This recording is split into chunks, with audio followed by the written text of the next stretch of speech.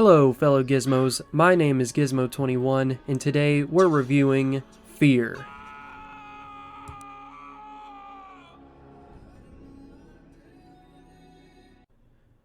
What was happening in 2005? Well, Nine Inch Nails' album With Teeth came out, horror movies were kind of meh, granted, debatably so. There were a few cars that happened because, every year there seems to be cars that happen. It's weird, I know. DMC3 and Resident Evil 4, aka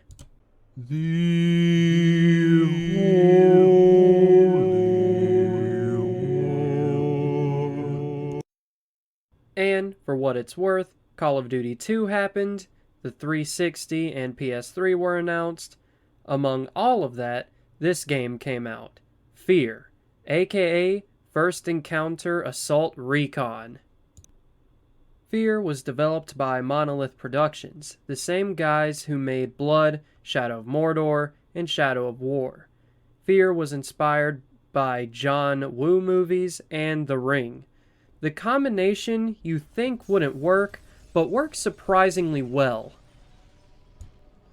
In F.E.A.R, you play as the point man who's got this reflex ability. Basically, it's slow-mo. You're part of the F.E.A.R team, aka the First Encounter Assault Recon team. Hopefully I don't have to say that ever again.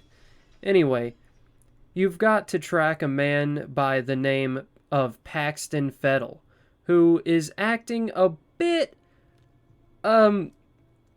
peculiar. The story of this game is really good, and not something you're going to find boring. It is a bit of a slow start, but once you get into the meat of it, I think you'll agree that it's well worth it. But, as these things usually go, you're thrown in for quite a loop. There's also this creepy little girl named Alma Wade who kinda stalks you as you're playing. She plays a pretty big role in the story, but for the sake of not spoiling the plot, go out and play the game. When you do, and you end up absolutely loving it, first off, don't say I didn't tell you. Secondly, come back and watch the video. I can wait. Is this game scary? Is Alma Wade scary? Is Paxton Fettel scary? Well, they all have their moments where they spook you a bit. Bear in mind, this is coming from a baby like myself, so take what I say with a grain of salt in this regard. There's occasionally moments where an image will flash on your screen, which isn't the greatest of things, but I let it slide because that's really my only complaint. Even then, that complaint is small. It's also got these really trippy psychological horror moments that I absolutely adore. Like these two.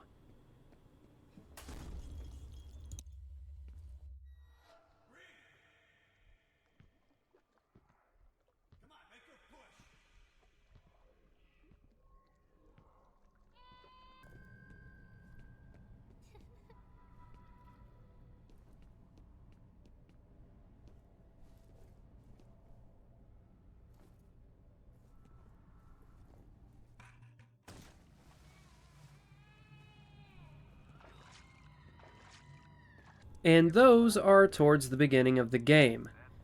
There were also times when I was looking back at footage to make this video and would see Alma in the video, but I didn't realize she was there when I was playing the game, which, not going to lie, kind of freaked me out a little bit.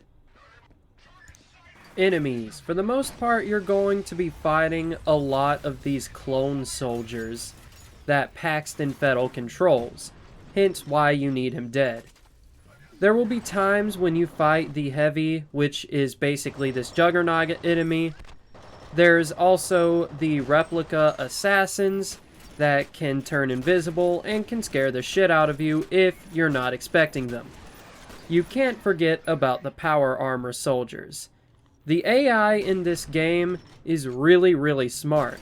I still think the AI from this game that came out in 2005 is smarter than most of the AI that we have today in video games. I mean, seriously. If they have an opportunity to flank you, they will. They also have a lot of dialogue, which makes them feel alive. A 15-year-old game does it better. In a strange way, you can actually see Monolith expand upon intelligent AI through the use of the Nemesis system in both Middle-earth games. Combat. In my humble opinion, where F.E.A.R really excels is with the reflex ability. The ability to bust into a room and slow shit down and fuck shit up never ever loses its appeal. It just doesn't get old. With that being said, F.E.A.R's combat is kind of what you make of it. If you like hiding behind cover and taking enemies out from a distance, then it might be a little boring for you. But if you like... That's a truck. There's literally a truck here. But if you like barging into rooms and slowing down time and fucking shit up, well, this is your game. But to be fair, if you're not slowing down time and fucking shit up, then you're not playing the game right. And I watched the video for this game, like the making of F.E.A.R by Monolith, and one of the testers of the game said that this game was incredibly addictive, and it is. There would be times in the game where I would just reload checkpoints that I had already passed just to replay them, because every time it works out differently. Weapons. You've got your basic stuff: assault rifle, submachine gun, shotgun, and a pistol that you can dual wield, which is super awesome. Dual wielding these pistols is really satisfying. Hell, I'd argue that they're probably the best ones in any game, especially when comboed with Point Man's reflex ability. Unfortunately, ammo for the pistols are actually kind of difficult to come by, but the assault rifle is also pretty nice to use as well. The shotgun is also super satisfying with the reflex ability. This game can also get pretty gory, which adds to it being satisfying to use certain weapons. There's also the 10mm HV penetrator, which shoots these nails. I, for some reason, don't really find it all that satisfying to use, but it can be useful. You've also got various different types of explosives. You've got proximity mines, remote charges, and grenades. When you throw a grenade, the moment it hits the ground, it explodes, which I absolutely love. If an enemy throws a grenade at you, and you're using the reflex ability, you can actually shoot the grenade before it hits you, which is really cool, despite my really bad attempt at it. You can upgrade both your health and your reflex ability meter. You've just got to keep an eye out for the upgrades as they're lying around in various locations you'll be going through.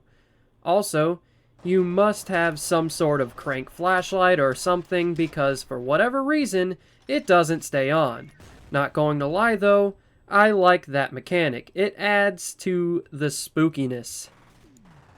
Speaking of spookiness, F.E.A.R definitely has atmosphere, but again, it isn't the spookiest atmosphere. But it has its moments. One thing I do like about the atmosphere though, is that the whole time you're playing the game, you feel like you're a part of something bigger. And not necessarily in a good way either. Something that you may not be able to actually handle. Hence, the story. The environments are incredibly detailed. If you shoot a printer, sparks and paper will go everywhere. If you shoot a monitor, sparks will happen. So on and so forth. The lighting is also really nice. If a stray bullet hits a light fixture, the light will shine accordingly. Overall, the environments that F.E.A.R takes you through are really nice. It's no secret that F.E.A.R has been on a sort of downward spiral. So, I've heard anyway. But sometimes I feel it's best to appreciate the good that's come out of a series rather than the bad. With that, if you're a fan of horror and FPS, and loves it when the two are together like me, and you love a good story, then I highly suggest you go play F.E.A.R for yourself. Maybe come back and let me know what you think. Seriously though, you need to play F.E.A.R before you die. Go and buy it. Or be a mega nerd like me and buy the big box version of the game so you can watch the director commentary stuff and read the comic book it came with. With all that being said, I hope you guys liked the video. If you did, leave a like, maybe even subscribe. I dropped my phone.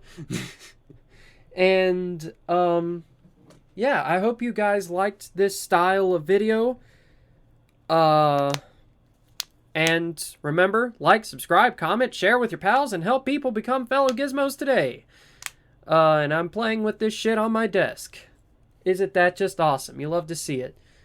Yeah. Thank you guys so much for watching.